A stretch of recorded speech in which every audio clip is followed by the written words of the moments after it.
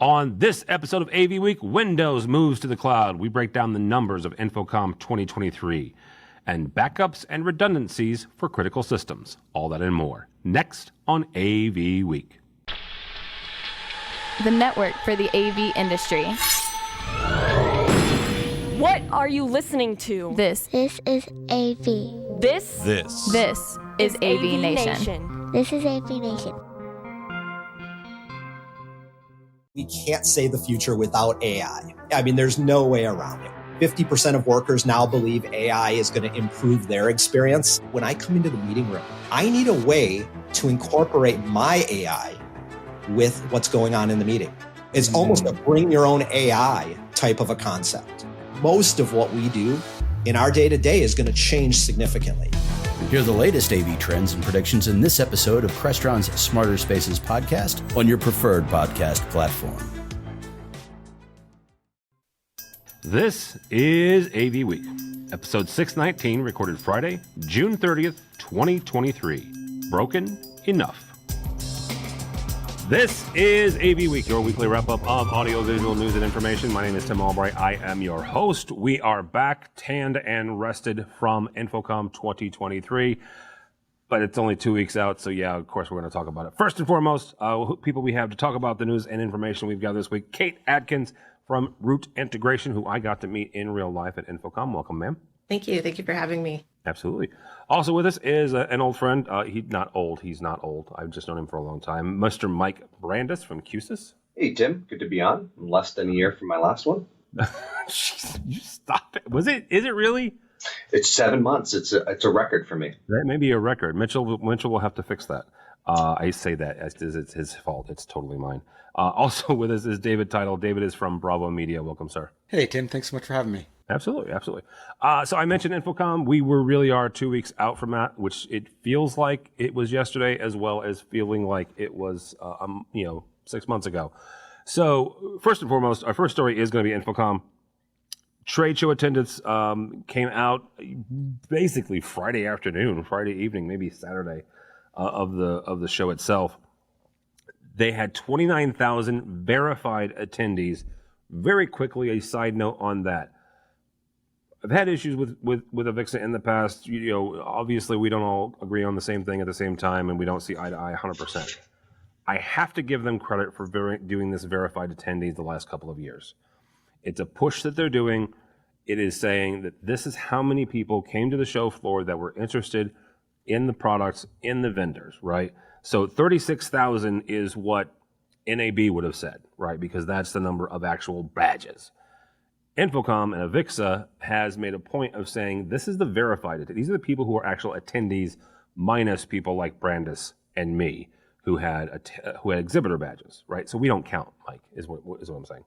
So 29,000 verified attendees, significant jump from last year. We'll get to that in a second. 700 exhibitors, 156 AV professionals obtained their CTS that week. Show attracted a diverse range of industry professionals. 20% were international. First-time attendees made up 37%, which I think is a huge number, and over 20% were end users.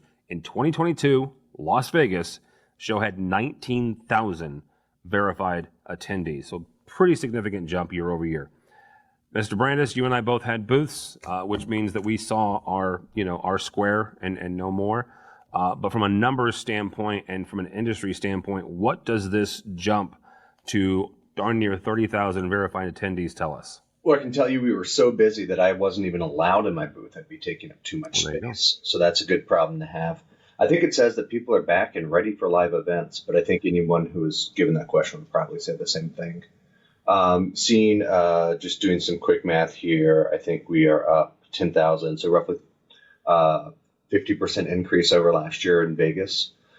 Orlando's usually better attended anyways, but I think it's, to compare it to pre-pandemic numbers, I think it's a little bit too premature, but I think it's good. It's exciting. And unlike other shows, I felt like there was a real energy on the floor. There was a real energy in the lobbies. There was a real energy in all the different events that I attended. So people were excited to get back in front of other people, excited to conduct business with humans instead of portions of their screen. So it's really exciting to kind of be back and just kind of ride that. And the best part was there was no room for me in the booth, so I got to talk to people most of the time. My favorite thing to do. I have to admit, I did not spend a whole lot of time in our booth as well. I was doing my day job, so running around and talking to the marketing people from Q-SYS as well. Kate, integrator, walking the show floor, but also obviously, networking and stuff. What did we learn the week of InfoComm? Not just about obviously the gizmos and gadgets and the newfangled this, that, and the other, but also about the industry. For me, this is my first InfoComm, so I don't really have a whole lot that I can compare it to. But just based off of what I was seeing, I was really seeing, it kind of confirmed for me what I've been feeling lately, is that there's this divide that's happening in the industry between like the experiential stuff and like the conferencing is like the really simplified, almost kind of commoditized stuff, right? So there were a ton of sound bars that I saw on the show floor. And then you had, at the other end of that, you had the giant, impressive, transparent OLED walls and all that kind of stuff. But it seemed like there wasn't a whole lot that was like really in the middle, which was really interesting for me to see that kind of like split. And I'm also wondering if maybe part of the attendance increase is because it seemed like there was a lot more end user focus than what I was maybe expecting, which was really interesting too. I know HETMA had a booth there, and there was a lot of people there from the higher ed space that I got to talk to in the education sessions and stuff like that. So it was very interesting. It was definitely an interesting thing for me to see as my first time at InfoComm. Yeah, it was. You're one of those 36% that it was your first time. 100% agree on the end user focused. Avixa made a point of saying that a number of times over the last 6 months in various articles. David, from your perspective and where you sit in the industry, what did we see? I mean, Kate mentioned my favorite thing on the show floor, which is the transparent OLED. Just because I love OLED and just because I love that specific product from LG, the installation and the demonstration they did was akin to taking several. No, this is what they did.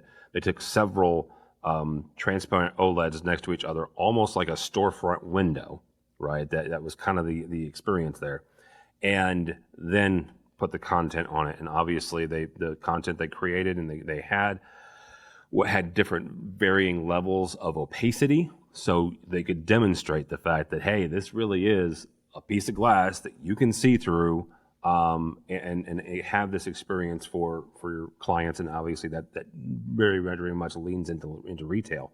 But from your standpoint, and what sort of canvases did you see? Well, I think it was interesting. I was there both to check stuff out, see people I hadn't seen since before the pandemic, which becomes a longer and longer time. But also, I was speaking as well on a panel about immersive experiences and which had quite a lot of folks from that end user category attending as well. And I think a lot of what drove attendance and some of the energy there in general is how much broader the environment is for AV integration across environments. So part of how Bravo got so involved in this world, from coming out of more of a animation and event background, is that spaces from retail to hospitality to hospitals to commercial spaces, corporate spaces, everyone is beginning to see the opportunity, and the technology is now there to support enhancing these environments in dynamic ways. And obviously, the foundation of that is the hardware and the systems that are going to run it. And so I definitely felt there were people coming from a lot of different angles and a lot of different use cases and desires walking around at InfoComm than 5 years ago, which is probably the last time I was in attendance in Orlando. I will give some props out to a friend, Mark Coxon, who now works for AVSPL's Experiential Design Group. Their booth and their display, their demonstration was phenomenal, right? And back to Kate's point for a second about it being, on one end very much experiential. That's what SPL did, especially the design group. Coxon was there, Julian was there, a number of their principals in the design group were there, showing off some of that experiential magic, as it were. So yeah, absolutely. one of the, obviously part of, again, back to the energy and the feeling on the floor, part of that is, if you're trying to stand out on that floor, it's become more of a challenge, and the booths themselves need to be more experiential, regardless of the product.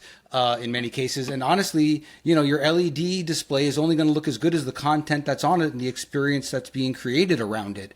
And so I think there was more energy being put into that across the board, and many fewer booths and displays that were just, a poster and a table, that's for sure. On that topic, I think, it's amazing to see the transformation in our industry from the, folding accordion magazine catalog days when I started going to InfoComm, which was not that long ago, in the grand history of InfoComm, to some of the stuff we saw on the show floor today. We saw a lot of, booths that had gigantic LED screens. That's easy to draw the eye to.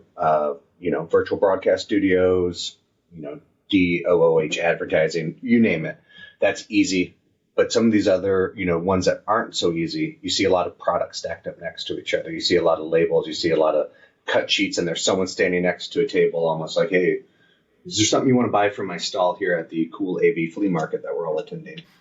So it's kind of really nice as I was able to kind of venture through the show floor. Those that did it really well didn't necessarily show their product or talk about their product. There was a lot of stations where maybe their product was in use. There was a lot of miniature applications or vignettes set up to tell people how they might experience their product in the wild. Our booth was kind of a Disney ride where you went through a few different stations and then you exited through the gift shop. And that was really cool. But it kind of reminds me of some other things that you've seen throughout, the history. I think Harman did it a few years ago with their kind of no product, no technology, just experiences, and kind of getting back to that. Ultimately, system integrators buy products to fulfill customer experiences, and that's really important. But as a focus on end customers emerges, right? I think we said 20% of the total population of the show was end users, 36% first-time attendees, right? Were those the numbers? Yeah. I think I roughly have them right.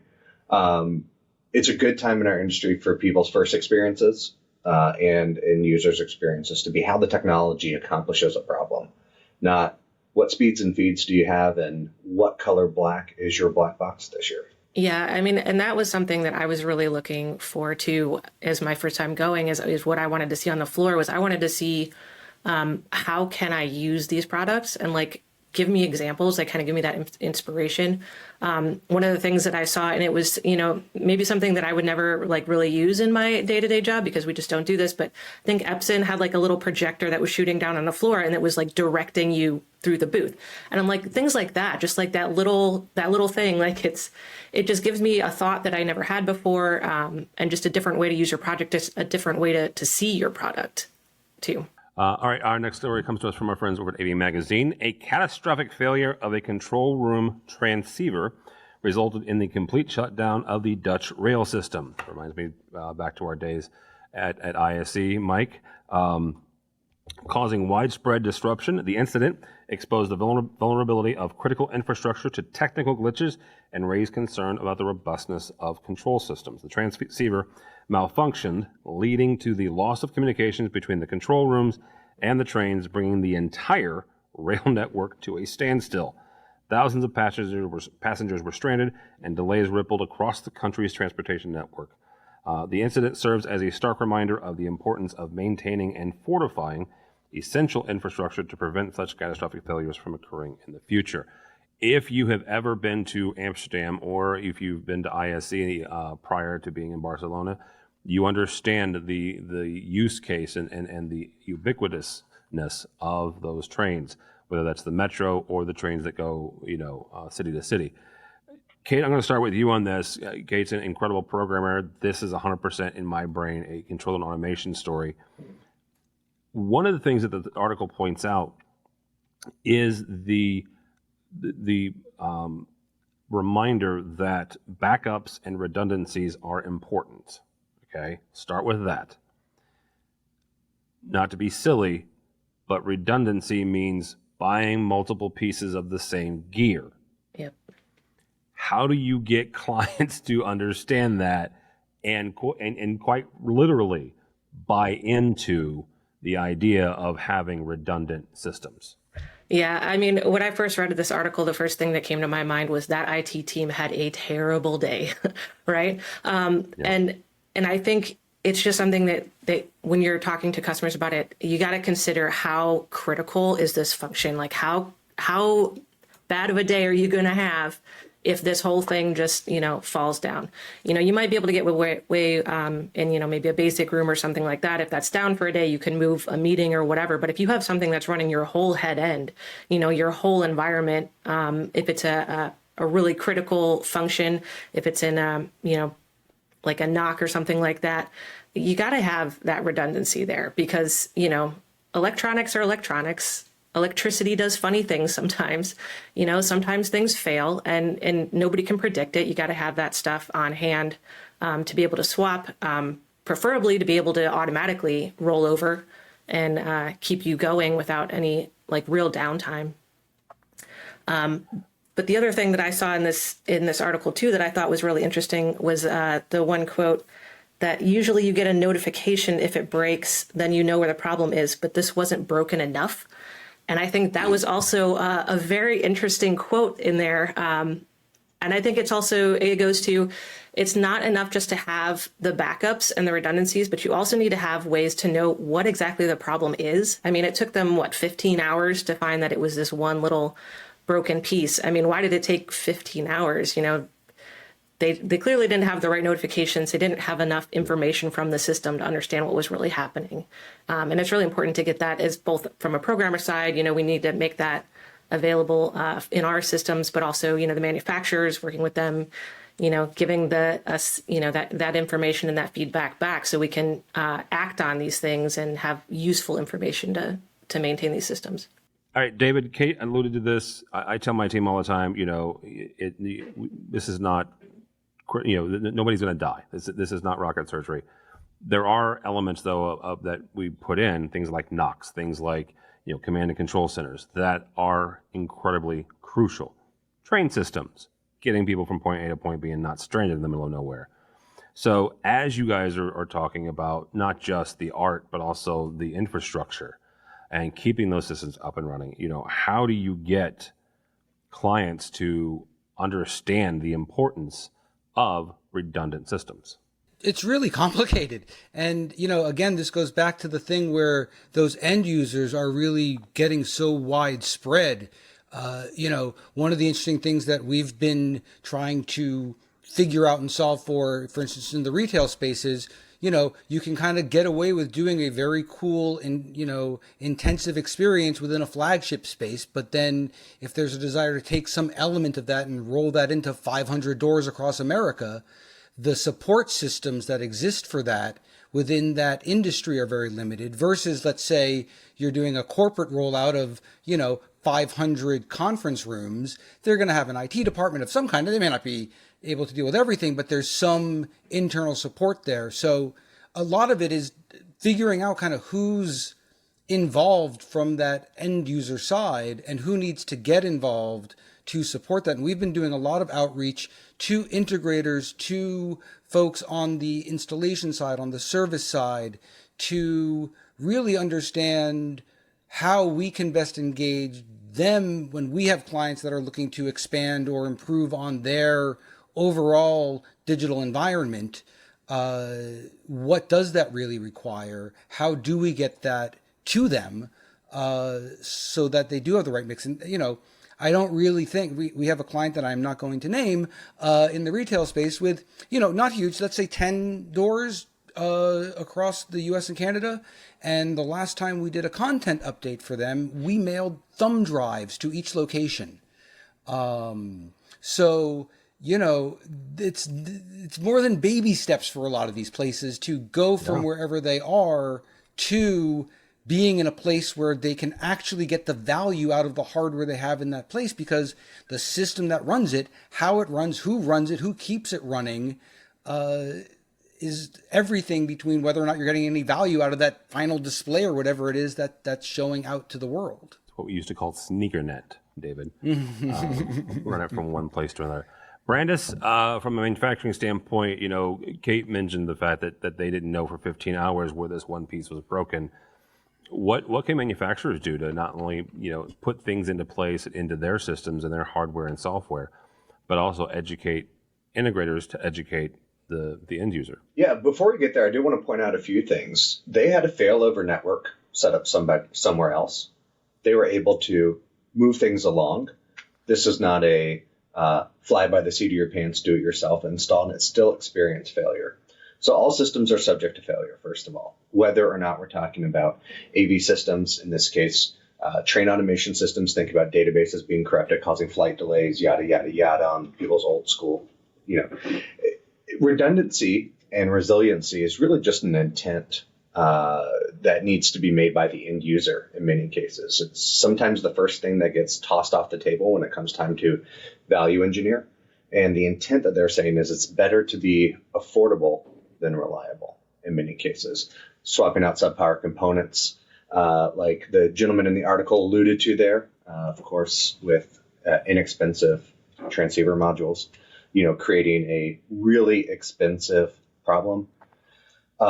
It's a joke saying, but one that's pretty common, is it costs a lot of money to save money. And, this is a great example of it. I don't know what the component differential of this piece could be, but I'm sure it is not equal to 15 hours of delays and people's times troubleshooting and 750 canceled trains and passengers overnight. And the list goes on and on and on. Yeah. So that let's sub $180 component cost out created tens, hundreds of thousands of dollars of downstream impacts. And no one ever thinks about that. So resiliency and reliability are definitely an intent that need to be brought to the table by the end user. On the manufacturing side of things, I think it's about providing, as many opportunities for those type of things to be brought into discussions, whether it's having multiple paths to the same product from a network standpoint, multiple fail-safes within a product. I mean, as everything turns into more software driven, it's less about, the electrical voltage tripping this transistor and, your Rube Goldberg of electricity within a product. It's more about, having watchdog timers and things like that someone like Kate could speak way more knowledgeably about than I can. But knowing that you're going to fail no matter what you do is the first step. Resolving your failures, as many of them as you can find, is your next step. And I think that's kind of what your manufacturing partners, your technology providing partners, and even your system integrators can bring to your end customers. Here are the ways that everything can go wrong. We think about this nonstop because it costs us money. It keeps us up at night. And that's the reason why I'm only 17 and I look this bad, because I'm so worried about this phenomenon. So how do we eliminate those issues for our customers and for our customers' customers? You look really good for 17, I'm just saying. All right, last story. Microsoft plans to bring Windows 11 to the cloud, making it accessible to users worldwide. This move aims to revolutionize the user experience by offering cloud-based access to the popular operating system. Users would be able to access Windows 11 from any device, eliminating the need for specific hardware requirements or expensive upgrades.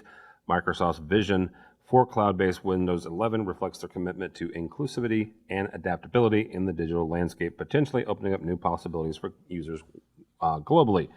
Nothing in the article about Update Tuesday, though. I didn't see that. So, David, first question here. What are the dangers of moving AV and content and all the things into the cloud? That it all goes away like a poof.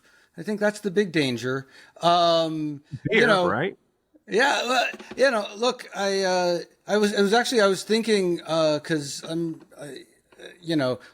I got a little bit of fresh air once or twice when I was young, so might come across a little younger than I am, but I remember when we had terminal computers, and you basically we didn't call it the cloud, and it wasn't quite as fancy, but you had this sort of dumb thing at the end. It was a mainframe. It was a big ass computer somewhere in the building. Yeah, but your computer wasn't. You didn't have your own computer. No. Actually, it was a dummy. Yeah, and so I think at the end of the day, to deliver the kind of experiences that we all are going to want to deliver through these different displays and integrations, you're not going to be able to do this locally. It's not going to be a thing. And so to some degree, this is moving to the cloud, and whose cloud, what happens when the cloud goes away and you turn on your machine and there's nothing there. I worry, I think about that with, everybody on Gmail, or your bank. But anyway, but I do think that, to some degree, there's some thought to be given to what is your fallback. Yeah. How important is, if you do lose everything, if your screens go dead or your displays go dead or your communication goes dead, how important is that? And then, what's the minimum solution? What's your minimum solution that you can have in place as a worst case scenario? Yeah. All right, Brandis, what are the benefits of taking everything to the cloud? It's really funny we're having this conversation right after talking about redundancy and resilience. I thought so. Look at you planning this out. I do think smart every once in a while, dude. I love it. Yeah, it's great until it's not great. And, as the saying goes, there's no cloud. It's just somebody else's computer, right? Whether it was the terminal to the mainframe days or whether it was the wonderful world of thin clients and edge computing in the 2013 to 2017 realm. And now this is just another flavor of the same cake here, where the mainframe is now in someone else's computer somewhere across the world, and you're accessing it with whatever thin client device you're already holding, your iPhone, your Android phone. I don't know. There's not enough information here to really understand what's going on, but the benefits are great. You don't need a separate computer to do X, Y, and Z. I use a Mac computer and I have a virtual machine of Windows embedded on my computer. But there's plenty of times where all I want to do is just move 2 blocks in Visio and I don't want to run back into my office to get the Mac computer. I've got a phone. I've got, an iPad. There's many ways I can get to a web browser or any other application. And it just makes it a little bit easier. When we talk long arc about our industry, the global technology industry, I won't limit it to just AV. We generate a lot of pollution. We generate a lot of landfill items. We generate a lot of hazardous materials just so that way we can have a unique device that does this and a unique device that does that. So I'm sure this first implementation is not going to be a home run. They rarely are. But what I will say is I love the intention of let's not have purpose-built devices where we can avoid them. Let's combine as much functionality into devices as possible. I mean, none of us are carrying around a separate digital camera, tape player. Maybe, Tim, you are, Atlas, flashlight, magnifying lens, right? We use a phone for all that. And that's an example that's kind of become exhaustive over time, but it's a good point, and that it's all transitioning towards fewer things, which I think in general is important as we talk about the just sheer amount of crap that we've generated that sits in landfills and processing centers and things like that. Because every 2 weeks you need a new phone to run the latest iOS, or every 4 years you can no longer use Windows on a device that doesn't have like supercomputer components in it. So I'm sure there's going to be a performance trade-off like there always is, right? Like, okay, I can't do, I don't know, Bitcoin mining on my iPhone, running in a virtual container or whatever people do. But for the vast majority of people, it really represents a trashless opportunity to use Windows, which is pretty cool. The one thing I would say, and the thing that we surprisingly, or maybe not surprisingly, continue to run into a lot is in terms of that ground level infrastructure for carrying data and network is almost never there to do the things they'd like to be able to do via cloud, and so I think looking at what what are you delivering just in terms of bandwidth and network access, you need a big pipe to do all this stuff. And a lot of places aren't doing that, and so are having to almost go back in after the fact when they realize, oh, we thought this thing could, we thought we'd be able to do all this stuff, but it turns out that, the break point's much earlier down in the chain. Yeah. And one of the things, and this is not a political statement, so don't send me mail on this, the government in the U.S. is doing some infrastructure updating to rural areas, right? Now, this is where I play the big dumb American. Other parts of the world, they got us beat when it comes to speeds on infrastructure, right? They in certain parts, right? You start moving out into the rural areas of Wyoming, right? Or even here, I mean, I live in St. Louis. There are parts of Missouri and parts of Illinois that do not have high-speed access. Yes, they're rural. Yes, you're talking about farmland and woods. But those people still need, they still need Windows 11. They still need access to things. And so the government is doing something that's similar to what they did in the 70s when they rolled out cable access to places where, according to the businesses, it was not financially viable. So that'll at least, offset some of that. I think it's great to think about that again in terms of a progression. Like, we're not waiting till every piece of the puzzle gets solved to do something about it. There's a lot of these big ticket things that need to get going or need to be done, if we can be honest, a while ago, that we've often thought of, well, there's this edge case, there's that. And yes, people in certain places can't access it. But having the intention to solve for those problems over a period of time, I think really creates a wonderful opportunity moving forward, because that's going to enable this. That will be an enabling technology for this, which will be an enabling technology for the reduction in consumption, which will mean less trash, which will mean fewer, big gigantic trash heaps, which is the only way you get to play elevated golf in Florida, by the way, is when they build a golf course on top of an old trash heap. So pulling that back around to InfoComm in Orlando, and that's all I got to say. All right, Kate, you'll last word on this. What are the pros? What are the cons? What do you think about moving AV to the cloud? I think there's several different things to consider. And I think we're already moving that way. I mean, if you think about a lot of places, we have a control system, you have one that's kind of like the brains, and that lives in maybe a head end somewhere and is running, maybe 50 rooms, right? You can run all sorts of rooms off of it. So it's not that much of a leap from that model to doing something cloud-based. I think it does depend on what we're talking about we're putting in the cloud. I think, definitely situations where you need low latency and you need, maybe a security concerns, like that stuff's not going to go to the cloud probably. That stuff's going to be all local still.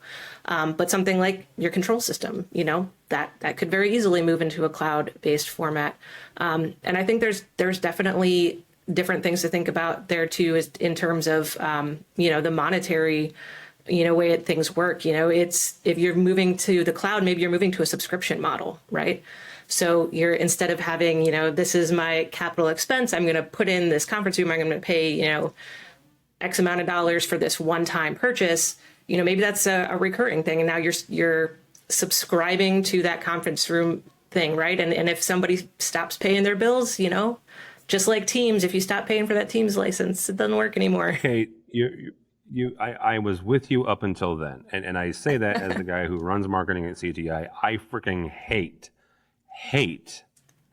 my monthly bill to Adobe Creative Cloud. And I do because I'm old enough to remember when I bought freaking, Premiere 1.0 for however many, $50 or whatever. How many floppy disks did that come on? They were big floppy disks. I'm 100%.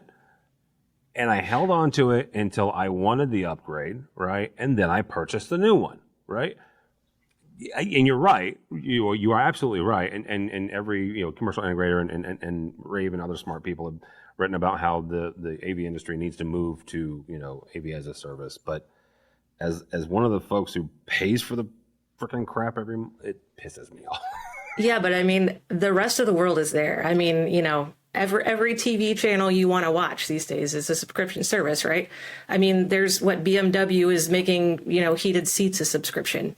So, I mean, that's the way. $5 a month, cancel anytime. It's the greatest business proposal in the history of the world. And I mean, and it changes the way that clients might be budgeting too, right?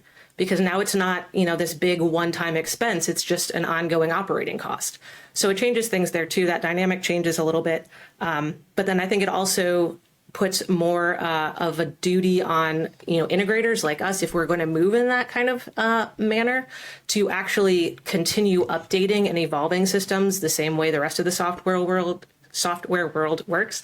And it can't just be like we put it in and we walk away and we never touch it again. There has to be that continuing added value throughout the lifetime of that subscription, and to keep people paying for it. Otherwise, they're just going to drop it like they drop Netflix. All right. That'll be a good place to stop. Mr. Brandis, thank you, sir. Good to see you. I'll have you back on in 3 years. Look forward to it. How do people get a hold of you or Q-SYS? You can find Q-SYS online at Q-SYS.com, Q-SYS.com. I am not online. I'm on LinkedIn. So if you're looking to hang out and see what post I like, you can find me on LinkedIn. All right, very good. Kate, very nice to have you on this program. Like I said, she's been on Steve's program a couple times, and I got to meet her in real life at InfoComm. So how do people connect with you or Root Integration? You can go to our website, rootintegration.com. Email me, kate@rootintegration.com. I'm also on LinkedIn, and I'm on Twitter. You can find me there just about every Sunday for AV in the AM. My handle is code_Kate. And I also have a YouTube series that I just started called User Friendly AV. So if you're a programmer and you want to learn some more about UX and UI design, I've been kind of putting together some stuff for that. So you can check that out too. Very cool. David, nice to have you here. How do people get a hold of you or Bravo Media? Yeah, great to be with everyone today. You can find us at bravomedia.com, and I'm a pretty heavy LinkedIn user and like to check stuff out and post some stuff and connect with folks there. And you can also throw me an email at david@bravomedia.com, and I gave up on Twitter. For me, for Tim Albright, do not follow me on the Twitters or LinkedIn or anywhere else, but go by our website, AVNation.tv. That's AVNation.tv. You'll find this program and a host of others. I mentioned State of Control that Kate's been on a couple of times. That's Steve Greenblatt's show. Women in AV, check out Jennifer Goodyear and Erica Carroll, also EdTech and XR Star. And according to Mitchell, they recorded an episode of Architect this week, so that's exciting. My buddy Brian Hardgurken, who works with architects and the AIA, is bringing that back, and he's starting to interview some architects on how the architecture and the AV can work together. So I'm very excited about that coming down the pipeline. So travel and other shows coming up. We just mentioned InfoComm, CEDIA Expo is coming down the pipeline, as well as CI Expo. So I will be there the 13th, I think, of no. Sorry, my notes are early. 7th of September, 7th to the 9th of September in Denver. And then I will be at UCX USA the 13th through the 14th of September in Austin. Apparently, I'm not going to be home at all in September. Lastly, I meant to mention this at the beginning. If you're watching the video, if you're not watching the video, you can stop listening now because I'm going to talk about video. Behind me is a big blue square. Mitchell, my fantastic editor and producer, came up with the idea of, hey, we should put a video wall behind you. So that's what that is. It's the outline for our video wall. It should be up either next week or week after next. So I'm kind of excited about it because it's cold in here and, the heat and everything else. It's a bad joke. So check that out. So all that and more at avnation.tv. That's avnation.tv. Thanks so much for listening. Thank you so much for watching. That is all the time we have for AV Week.